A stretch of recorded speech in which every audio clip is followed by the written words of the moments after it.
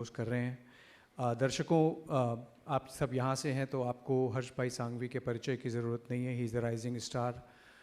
मैंने खुद काफ़ी लंबे समय से हर्ष भाई का करियर देखा है, सूरत से लेके गांधीनगर तक। आज गुजरात के उप मुख्यमंत्री हैं और मैं आगे भी देख सकता हूँ कि जो भविष्य है उसमें बहुत बड़े आयाम हर्ष भाई सांघवी देखेंगे। 11 विभाग आज की तारीख में as deputy chief minister of Gujarat उनके पास हैं और जिस उम्र में उनको ये कद मिला है, it is a recognition of his talent, his hard work, his commitment and his capacity to execute and deliver. तो एक बार उनके लिए स्वागत के तालियां। और हर्ष भाई, अब कुछ ज़रूरी बातें करनी है। मेरे ख्याल से आप अलाउ करेंगे कि हम अच्छा सा संवाद करें, खुल के बात करें और जो प्रश्न मुझे पूछने हों मैं पूछ सकूं। सबसे पहले तो मैं आपका गौरवशाली गुजरात की धरती पे आपका और आपकी पूरी टीम का, मेरे राज्य के सभी नागरिकों की ओर से आपका बहुत बहुत स्वागत करता हूं और आपके सवालों का भी स्वागत इतने ही बड़े दिल से हम सब यहाँ पे करते हैं।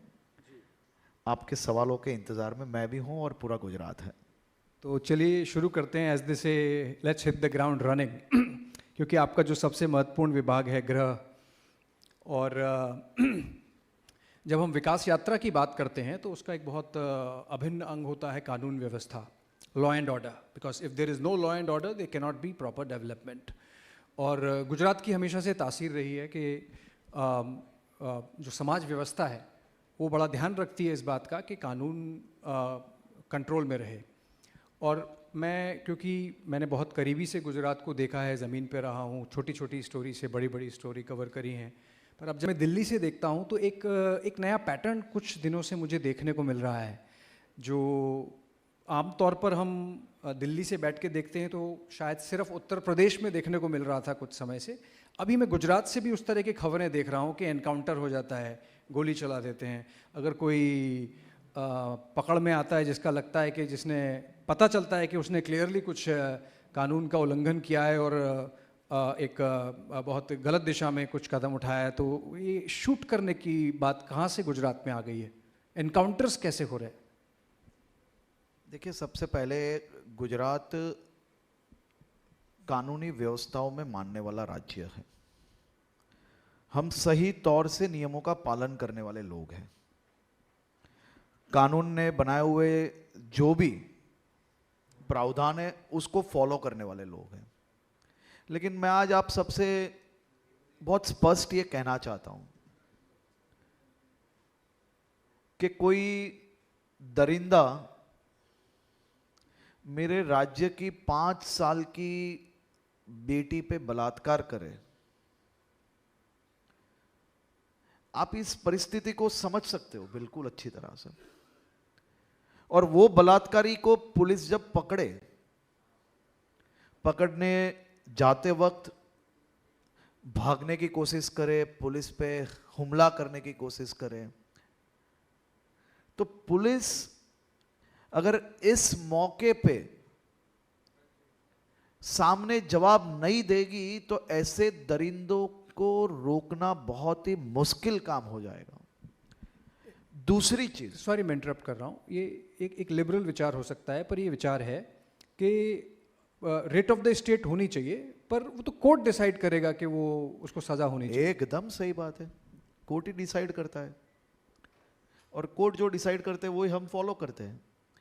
लेकिन पुलिस को जो खुद की सुरक्षा के लिए गन दी गई है, तो क्या ये सभी विपक्षियों का ये मानना है कि ये बलात्कारी पुलिस पे हमला करे और पुलिस वो हमला सहन करे और सामने जवाब ना दे? खास करके कई ऐसे किस्से आपने अगर देखा होगा तो एक साइको किलर गांधीनगर के आसपास के क्षेत्रों में, जो कपल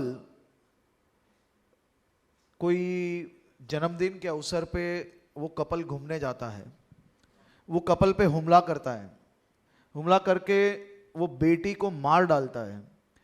ठीक इसी प्रकार के केस में कुछ साल पहले उसने वो ही क्षेत्र के अंदर मर्डर किया, उसको पकड़ा गया, कोर्ट के अंदर केस चला, उसको सजा मिली, बीच में जामीन मिली, और जब जामीन मिली तब उसने वापस से किसी का खून किया, और वही खूनी पुलिस पे हमला करने की कोशिश करता है। तो पुलिस क्या भजन मंडली चलाएगी?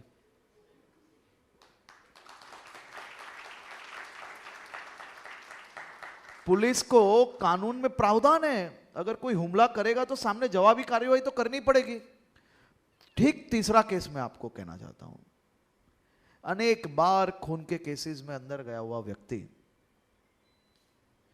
कभी भी किसी पे भी हमला करने के बाद केसेस चले, केस में कहीं पे आरोप लगा, कहीं पे उसको सजा भी मिली, सजा के बीच में जब जामीन होती है वापस किसी का खून करता है। जब पुलिस जा रही है तो पुलिस के सामने हमला करता है, और हमले में जब फायरिंग होती है या तलवार लेके दौड़ता है तो वो तलवार के सामने पाँव में गोली मार के उसको कंट्रोल नहीं किया जाएगा तो उसको कैसे कंट्रोल किया जाएगा? इसके अलावा इस प्रकार के खूनियों के साथ जब वो पुलिस पे हमला करे, पुलिस की जिम्मेदारी है राज्य के सभी नागरिकों की सुरक्षा करना, और ऐसे पुलिस वालों पे इस प्रकार के जो गुंडे हैं वो हमला करेंगे तो क्या पुलिस वो देखती रहेगी या सामने जवाब देगी? और मेरे जैसा गृह मंत्री जब गुजरात में है तो मैं तो जरूर कहूंगा कि मेरी पुलिस को हाथ में जो डंडा दिया है वो सामान्य नागरिकों को डराने के लिए नहीं है, ऐसे गुंडों को डराने के लिए।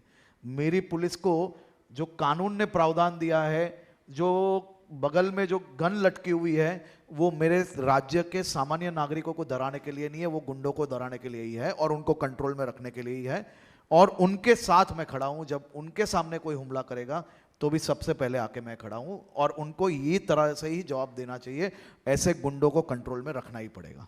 ये बड़ी बात है। मेरे ख्याल से पुलिस को आपका क्लियर इंस्ट्रक्शन है कि you will stand by them if they see this kind of crime happening, they have to stop it. इसमें थोड़ा सा मेरे ख्याल से कोर्ट व्यवस्था का भी एक प्रश्न आता है कि कोर्ट्स भी तो छोड़ देते हैं। कोर्ट्स जो हमारी लीगल सिस्टम है कि no innocent should be punished even if 100 culprits go scot free, तो उसमें आपको लगता है कि उसमें उसके कारण ये इस तरह की नौबत आती है? देखिए, मैं इसमें खास तौर पे भारत सरकार का, खास तौर पे प्रधानमंत्री जी का बहुत बहुत आभारी हूँ, जिन्होंने पोक्सो जैसे गंभीर मामलों में कानून को सख्त बनाया। गृह मंत्री जी खुद ये विषयों की बैठक लेते हैं, पोक्सो के केसेस कितने बने हैं, उसमें से चार्जशीट कितने दिन में हो रही है, चार्जशीट होने के बाद कन्विक्शन कितने दिन में हो रहा है। गुजरात ये देश में एकमात्र ऐसा राज्य है जिसने 24 घंटे के अंदर भी चार्जशीट की है, 10 दिन के अंदर चार्जशीट करके फांसी की सजा दिलाई है, 34 दिन के अंदर चार्जशीट करके फांसी की सजा दिलाई है। कम से कम 12 ऐसे केसेस है जिसमें फांसी की सजा दिलाने में और चार्जशीट दोनों मिला के 60 दिन के अंदर हमने ऐसे केसेस खत्म किए, और 12 केसेस के अंदर ऐसी फांसी दिलाने में हमें सफलता प्राप्त हुई है। लेकिन ये काफी नहीं है। मैं इसकी कोई बहुत प्रशंसा, जो टीम ने काम किया है उसको सही तौर पे अभिनंदन दे रहा हूं, लेकिन जब तक एक भी गुनाह मेरे राज्य में बनेगा तब तक मैं मानूंगा कि ये काफी नहीं है। हमें हर बेटियों को न्याय दिलाना है, और हर बेटियों को न्याय दिलाने के लिए ही हम लोग काम कर रहे हैं। लेकिन ये जरूरी नहीं है कि हर केसेस के अंदर हमें इतनी जल्द से सफलता मिल रही है।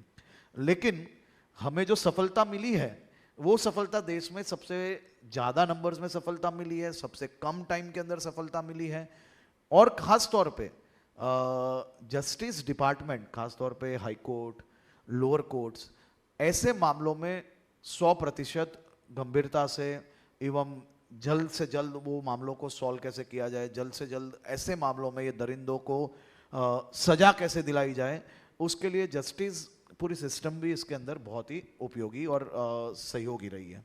मैं प्रश्न पूछता रहूँगा, आप जवाब देते रहेंगे, और मेरे ख्याल से हमारा जब संवाद खत्म होगा तब तक आपकी एक छवि लोगों के दिमाग में बनेगी। जुड़ा हुआ प्रश्न ये है कि अगेन मैं जब दिल्ली से देखता हूँ तो एक बुलडोज़र जस्टिस भी गुजरात में थोड़ा दिखने लगा है, काफ़ी जगह दिख रहा है। ये कैसे हो रहा है और ये क्यों हो रहा है? मैं यहां बैठे हुए सभी युवाओं के लिए ये काम कर रहा हूं।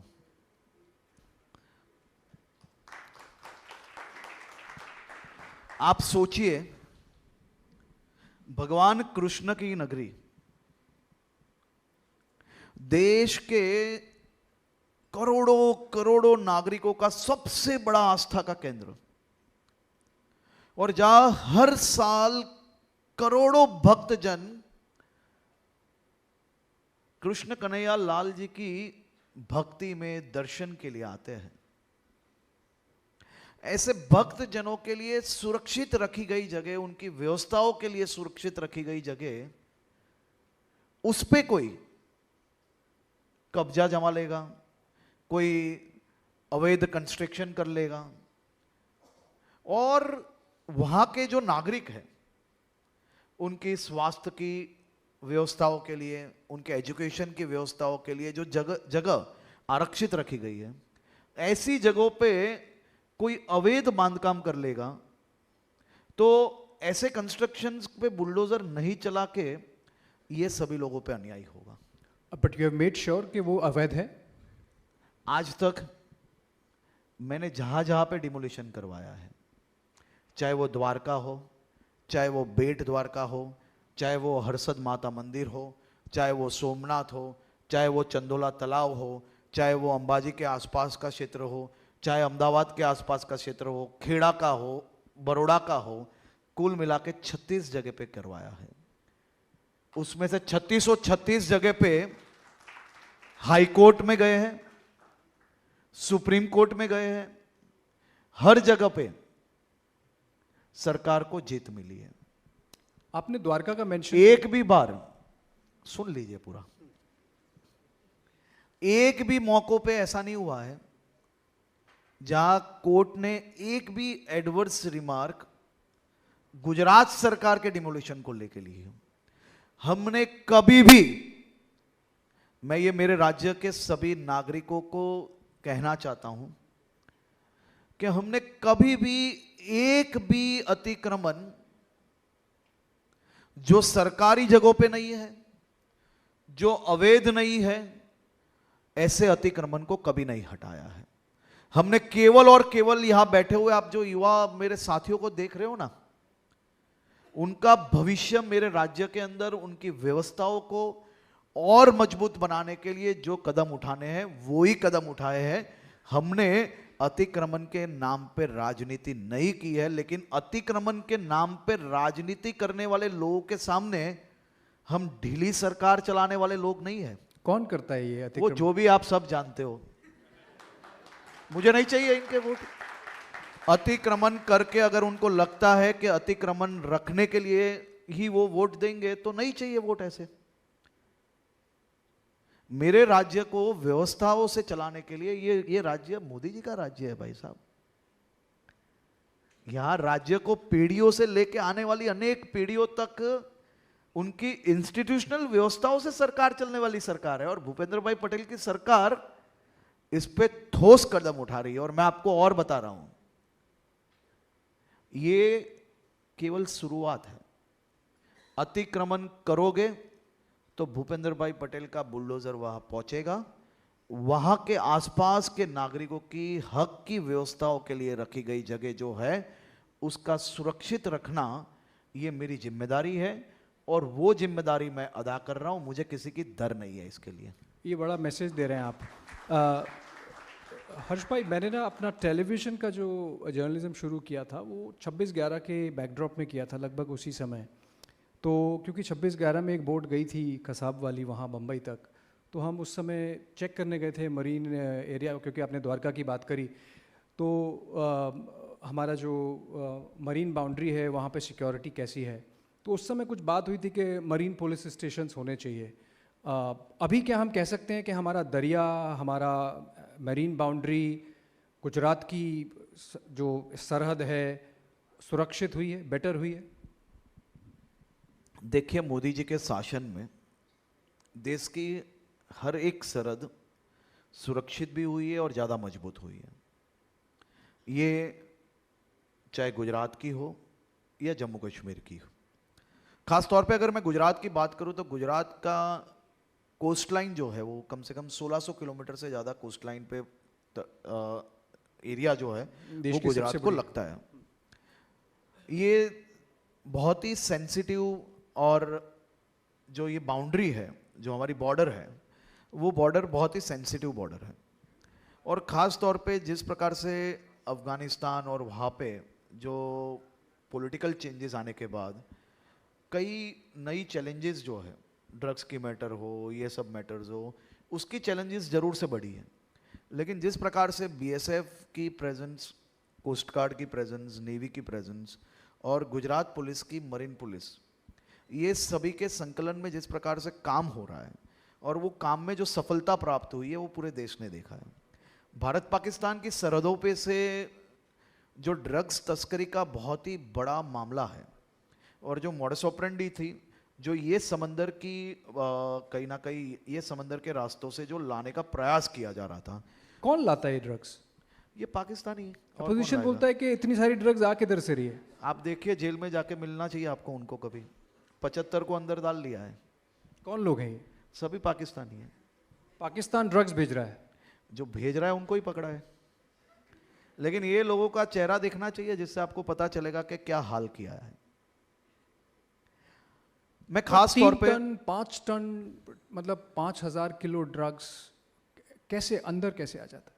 देखिए, ये खास तौर पे मैंने आपको बताया कि 1600 किलोमीटर से भी ज़्यादा बड़ी हमारी कोस्ट लाइन जो बॉर्डर है वो है एरिया, और समंदर के बीच से इन लोग को पकड़ना, ये आप बहुत अच्छी तरह से जानते हो कि ये कितना कठिन काम है।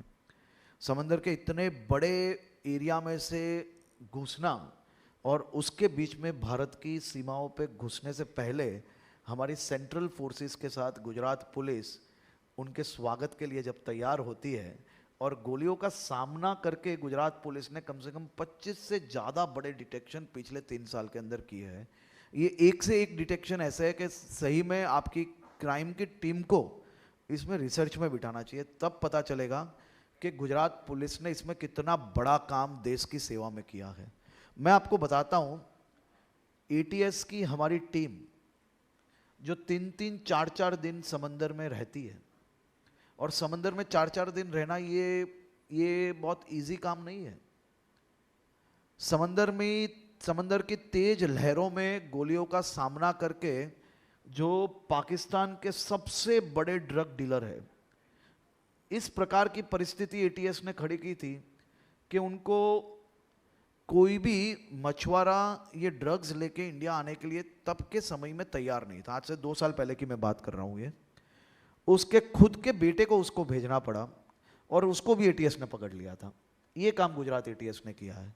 आप सोचिए, 75 से ज़्यादा पाकिस्तानियों को ये समंदर के रास्ते से भारत आते हुए, ड्रग्स लेके आते हुए, उन लोग को रोकना, पकड़ना और लाके उनका सही जो करना चाहिए उनके साथ वो करना, ये दम किसी में है ना तो वो गुजरात एटीएस में। एक एमएलए हैं यहाँ के, फिर भी वो बोलते रहते हैं कि ड्रग्स आता रहता है। आ कैसे जाता है? कहाँ के लिए आ रहा है? लेकिन चैनलों पे चमकने का रास्ता ढूंढते हैं। मैंने जो आपको बताया कि ड्रग्स जब हम पकड़ते हैं तो इनमें से कोई भी ड्रग्स डीलर ने अहमदाबाद के एसजी हाईवे पुलिस स्टेशन में आके ये नहीं बुलाया कि भाई साहब मैं ये पाकिस्तान कराची से लेके आया हूं और ये 500 करोड़ का ड्रग्स आप जमा करिए और मुझे पकड़ के अंदर डाल लीजिए। आप सभी समझ सकते हो ये चीज को। ये ड्रग्स को पकड़ने के लिए गोलियों का सामना करना पड़ता है।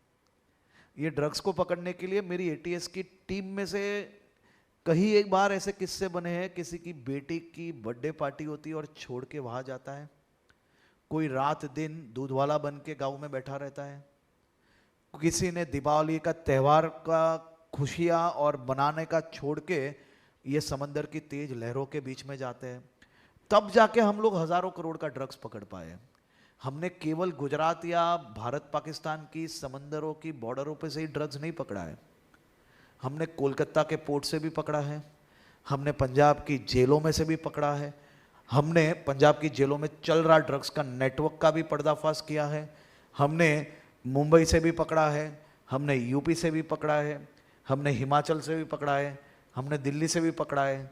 गुजरात एटीएस के ड्रग्स विरोधी जो जंग है उसका सही में अगर कोई स्टडी करेगा तो पता चलेगा कि गुजरात ने किस प्रकार से मजबूताई से पिछले 4 साल में ड्रग्स के खिलाफ जंग लड़ी है भाई साहब, तभी ये ड्रग्स पकड़ा जाता है। लेकिन जब जब हम ड्रग्स पकड़ते हैं तब मेरे यही विपक्षी दोस्तों का मैं स्टेटमेंट जब सुनता हूं तब जरूर से मुझे दुख होता है। ड्रग्स पकड़ा जाना और पकड़ाया ગુજરાતીમાં એમ કહેવાય, બીજા દિવસે હેડલાઇનમાં આવશે કે ગુજરાતની અંદર હાલત બગડી ગઈ, આટલા 1000 કરોડનું ડ્રગ્સ પકડાયું. પરંતુ આજે રિસર્ચ કરીને આર્ટિકલ્સ લખવાવાળા લોકોને એ અંદાજો નથી કે પકડાયું અને પકડવા વચ્ચેનો ફર્ક શું છે. એટલે वही फर्क समझाने के लिए आज मैं आपके पास आया हूँ. चलिए इस माध्यम से कुछ तो बात जाएगी. मैं नेशनल सिक्योरिटी को बड़ा क्लोजली देखता हूँ क्योंकि आपने मरीन सिक्योरिटी की बात की, ड्रग्स की बात की, एनक्रोचमेंट की बात की.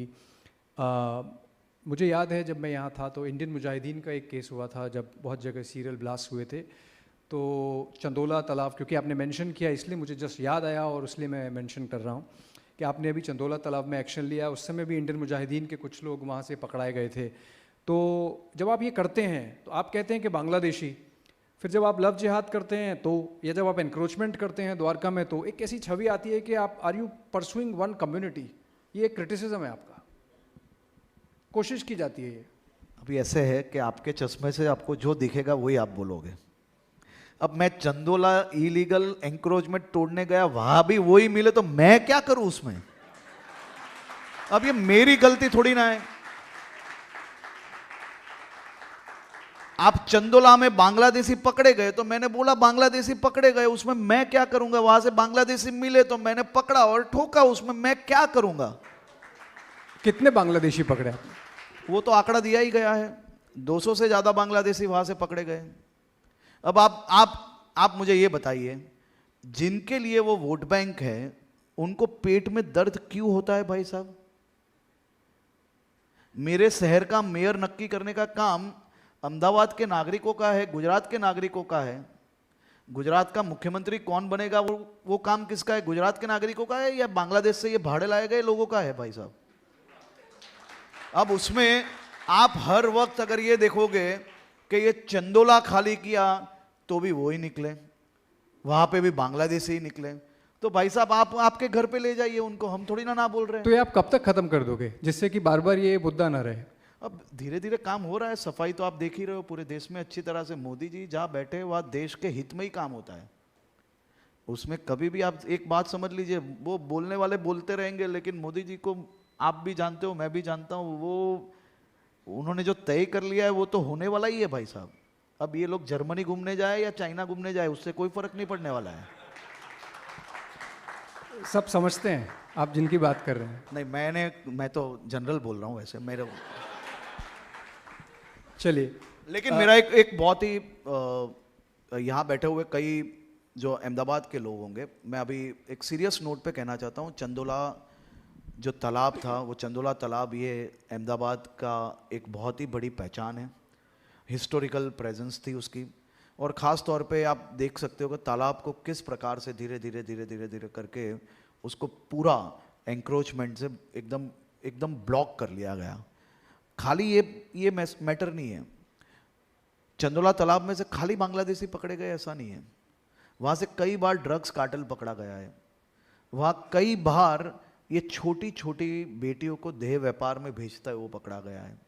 वहाँ कई ऐसे अड्डे पकड़े गए जहाँ से छोटे छोटे बच्चों को गुनहगार बनाया जाता था. और ये सब मैं नहीं कह रहा हूँ, ये सब पेपर्स में हिस्टोरिकल वो लोग की प्रेजेंस है. और कई गुना वो आज ही नहीं दाखिल हुए हैं, वो पहले से चलते आ रहे हैं.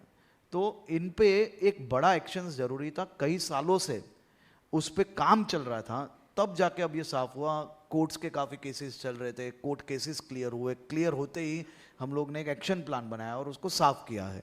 लेकिन मैं कभी भी मैं जो अच्छे लोग हैं उनका स्वागत है, जो देश के कानून को समझने वाले लोग हैं उसका मैं हमेशा सम्मान करता हूँ। कानून तोड़ने वाले जो भी लोग हैं वो कोई भी समुदाय से हो, मुझे कोई वोट बैंक की फिक्र नहीं है इस प्रकार की, लेकिन उस पर अगर सख्त कदम नहीं उठाए जाए तो आप मुझे ये बताइए कि कानून कैसे टिक सकता है। तो जहाँ पे इस प्रकार के अड्डे बनाए जाते हैं, जहाँ पे एक एक एक मॉडस ऑपरेंडी के तहत ऐसे बांग्लादेशियों को लाके शहर की कानून व्यवस्थाओं में कहीं ना कहीं ठोस पहुंचाई जाती है, और यहाँ पे लोकल रिपोर्टर्स जितने बैठे हैं उनको पता ही है वो कौन लोग हैं, वो कौन से नेता है, कौन कौन लोग जुड़े हुए हैं उनके साथ, ये सब चीज़ें पता है। लेकिन मैं एक चीज़ ये भी बता रहा हूँ, हमारी तहकीकात अभी भी चालू है, मैं छोड़ूंगा किसी को नहीं। बट आई होप आप अश्योरेंस देंगे कि एक टाइम बाउंड मैनर में करेंगे जिससे कि बार बार राजनीति ना हो। नहीं, इसमें बार बार क्या बात है, अभी आप आइए, थोड़े टाइम में बोटिंग करने मिलेगी आपको, वहाँ पे पानी भर लेंगे वहाँ पे। अब यहाँ पे हाउस बोट की कोई ज़रूरत ही नहीं है, यहाँ पे अच्छी सी बोट्स चलेगी, आप भी आइए, वाइफ के साथ आइए, आप घूम पाओगे वहाँ पे अच्छी तरह से। ये बहुत बड़ा प्रॉमिस है कि आप इससे अच्छा है, मेरे कॉन्वर्सेशन को भी दिशा मिल रही है कि बहुत डेवलपमेंट बहुत हो रहा है। और आप सबने एक थोड़े दिन पहले न्यूज़पेपर्स में एक फ़ोटो देखा होगा कि जब अनाउंसमेंट हुआ कि भारत को कॉमनवेल्थ गेम्स होस्ट करने का फिर से मौका मिलेगा 2030 में, पिछला अनुभव बहुत अच्छा नहीं रहा था अब, और वो अहमदाबाद में होगा। तो उसका जो अनाउंसमेंट और जो रिसेप्शन सेरेमनी था फॉर दैट अनाउंसमेंट, उसमें भारत का जो नुमाइंदगी है वो हर्ष भाई सांघवी ने करी थी। तो वो गुजरात के लिए भी एक गर्व की बात है और हर्ष भाई के लिए भी एक बड़ा अनुभव रहा होगा। तो हर्ष भाई, आपको क्यों भेजा गया वहाँ? मतलब देश के स्पोर्ट्स मिनिस्टर भी जा सकते थे पर आप गए, तो उसमें कोई मैसेज तो था? देखिए, खास तौर पे मैं मेरे राज्य के, देश के सभी युवाओं की ओर से मोदी जी के विजन को अभिनंदन एवं नतमस्तक होके वंदन करता हूँ। यहाँ जो सीनियर लोग बैठे हैं उनको पता होगा, 2010 से उन्होंने गुजरात में ग्राउंड लेवल पे स्पोर्ट्स को कैसे डेवलप किया जाए उस पर काम चालू किया। खेल महाकुंभ नाम की एक योजना चालू हुई। आज गुजरात में खेल महाकुंभ में 7.3 मिलियन मीन्स 73 लाख पार्टिसिपेंट्स ये साल खेल महाकुंभ में पार्ट लिया है, जो पूरी दुनिया में कोई भी देश में इतने लोग एक साथ कोई स्पर्धा में भाग ले ऐसा एकमात्र केवल एक और एक है, वो खेल महाकुंभ है। तभी से उन्होंने गुजरात भर में स्पोर्ट्स इंफ्रास्ट्रक्चर को काफ़ी भार दिया। उसके बाद एक महत्वपूर्ण स्पोर्ट्स इंफ्रास्ट्रक्चर गुजरात में उनके ही कार्यकाल के समय से उन्होंने चालू किए, और आज गुजरात में स्पोर्ट्स इंफ्रास्ट्रक्चर की फैसिलिटी, हम एक भी नया बिल्डिंग नहीं बनाएंगे ना तो भी कॉमनवेल्थ गेम्स पूरी आयोजन अच्छी तरह से, आज तक जो कॉमनवेल्थ गेम्स हुई है उससे अच्छी तरह से कर पाएंगे। उस प्रकार की व्यवस्थाएं आज भी गुजरात के पास अवेलेबल है। अब आई बात, ये इंफ्रास्ट्रक्चर के माध्यम से नेशनल गेम्स का आयोजन गुजरात में केवल 100 दिन के अंदर करने का इतिहास बनाने वाला कोई एक राज्य है, और वो राज्य का नाम है गुजरात राज्य। मोदी जी के मार्गदर्शन में ये इंफ्रास्ट्रक्चर रेडी हुआ।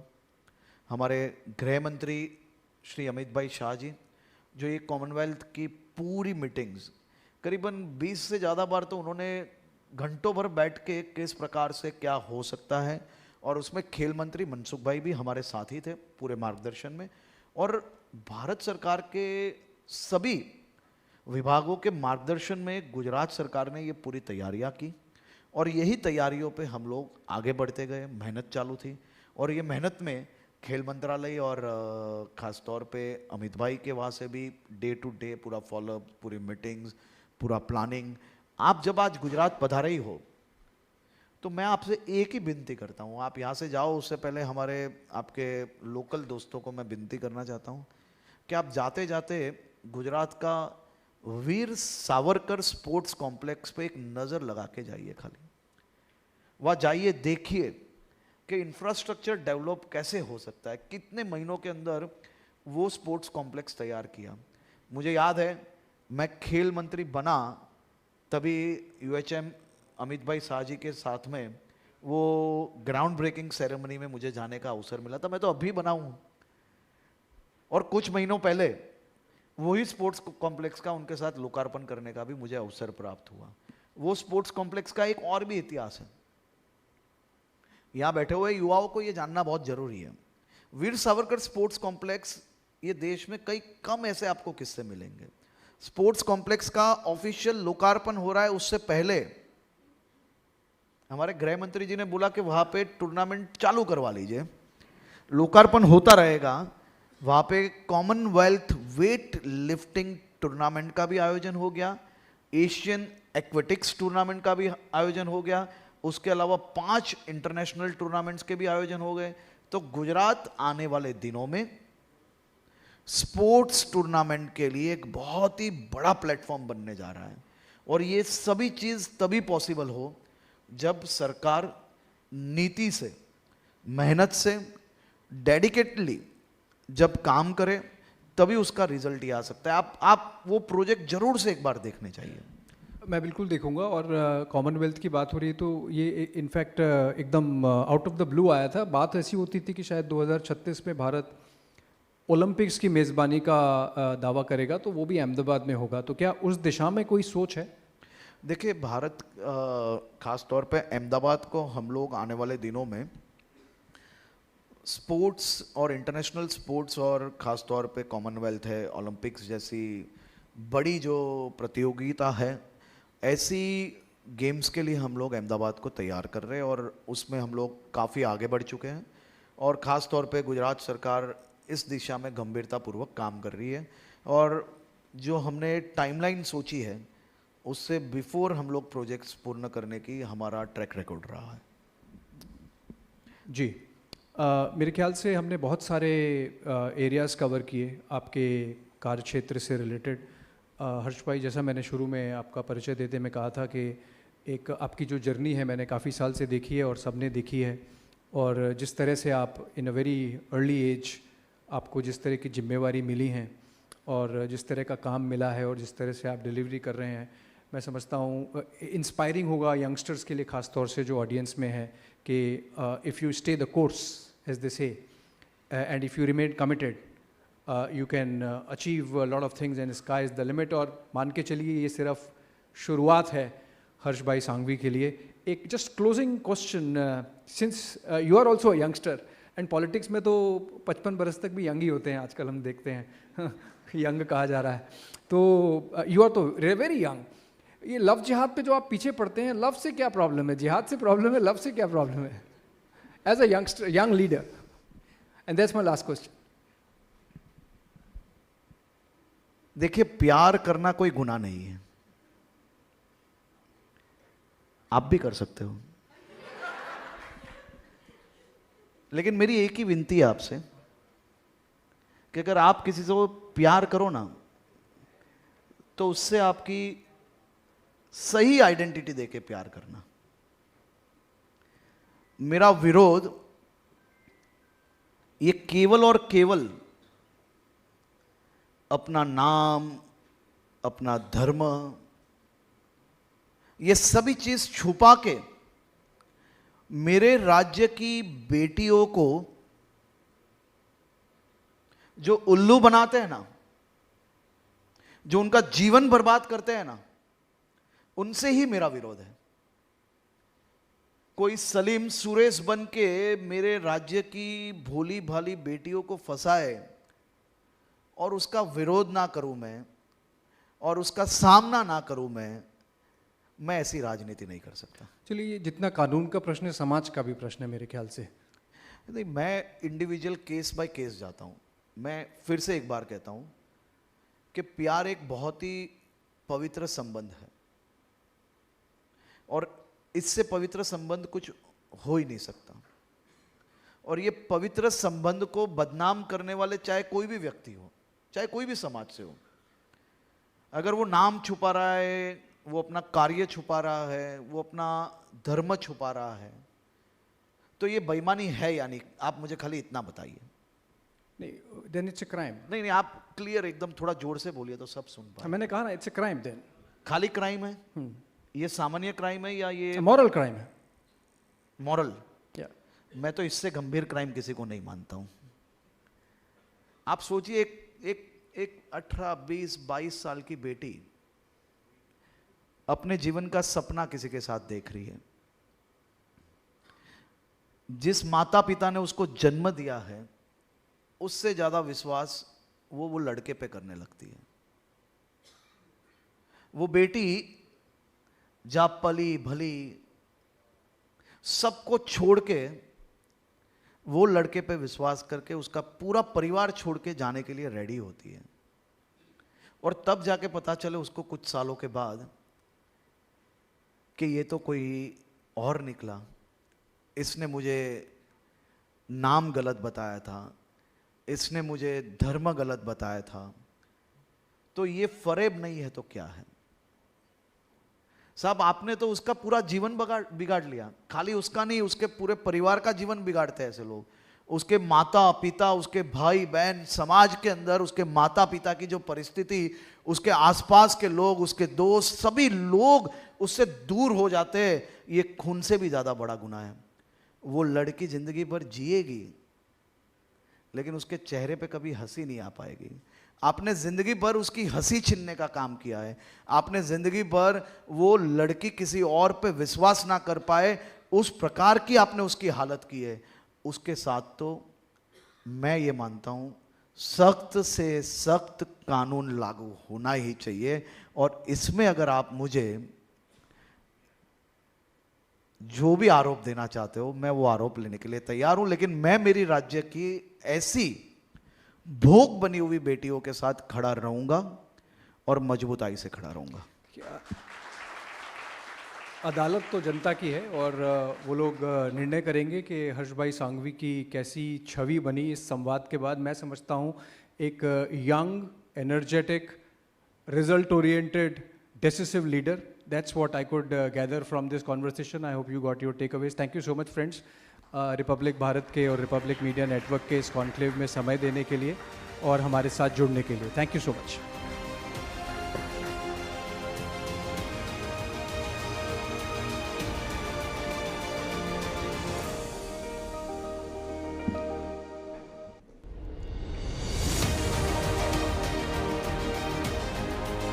बहुत धन्यवाद करते हैं अपने सभी माननीय अतिथियों का